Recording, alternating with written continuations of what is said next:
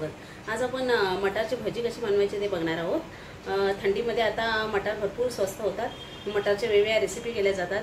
तर मटारची भजी पकोडे आपण कशी बनवायची ते आज बघणार आहे। चला तर मग मटारची भजी बनवूया। पण त्याच्याआधी तुम्ही माझ्या चॅनलवर नवीन असाल, अजून माझ्या चॅनल लाईक शेअर सबस्क्राईब केला नसेल तर खाली लाईक शेअर सबस्क्राईबचं बटन आहे ते क्लिक करा। त्याच्या बाजूला बेल आयकॉनचं बटन आहे तेही क्लिक करा, म्हणजे ह्याच्या पुढचे जे माझे नवनवीन व्हिडिओ येतील त्याचे नोटिफिकेशन सर्वात आधी तुम्हाला मिळत जाईल। मटारचे भजी बनवण्यासाठी मी एक वाटी मटार घेतले। ताजेच मटार आहेत आपले। मिक्सरच्या भांड्यात दरदरीत वाटून घ्यायचं आहे। त्याच्यामध्ये एक हिरवी मिरची टाकते मी, आणि हे 1 इंच आलं आहे, 2 तुकडे आल्याचे। हे सर्व जाडसर वाटून घ्यायचं आहे। असं दरदरीतच वाटून घ्यायचं आहे, जाडसर, एकदम बारीक पेस्ट करायची नाही आहे। आता एका भांड्यात मी हे तांदळाचं पीठ घेते। 1 वाटीपेक्षा थोडं कमी आहे। त्याच वाटीने हे बेसन घेतलं आहे। 1 छोटा चमचा जिरं घेतलं आहे। हे 2 चमचे दही आहे ते घेतलं आहे। हे सर्व आपल्याला मिक्स करून घ्यायचं आहे। हे सर्व मिक्स करून घेतलं आहे। त्यात थोडंसं पाणी टाकते मी, मिक्स करून घ्यायचं आहे।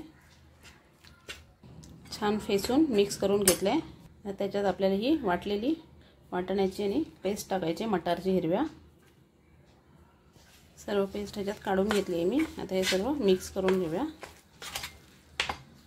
हे थोडंसं पाणी टाकते मी, भांडं धुवून घेतलं आहे। छान बॅटर आपलं मिक्स करून घेतलं आहे। आता त्याच्यात हे चिली फ्लेक्स टाकते मी 1 चमचा। तिखट तुमच्या आवडीनुसार टाकायचं आहे। चिली फ्लेक्स नसेल तर लाल मिरचीचे बारीक तुकडे करून टाकलात तरी चालेल। मीठ टाकते अर्धा चमचा।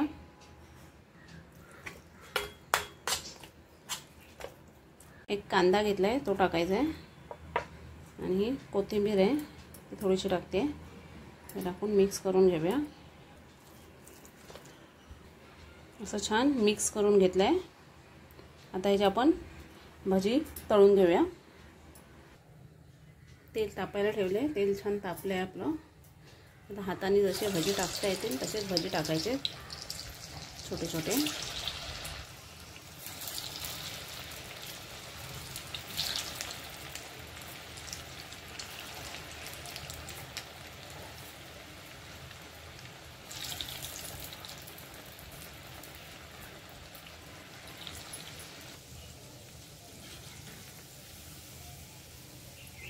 छान आपले भजी एका साईडनी झाले आहेत। बेकिंग सोडा पण तुम्हाला टाकायचा तर चिमूटभर बेकिंग सोडा टाकू शकता, त्यांनी थोडे भजी फुलतात। बेकिंग सोडाने तेल पण जास्त खेचलं जातं, म्हणून मी नाही टाकलं आहे।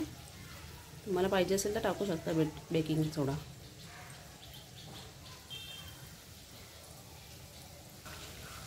छान आपली भजी क्रिस्पी झाले। आता याला काढून घेऊया।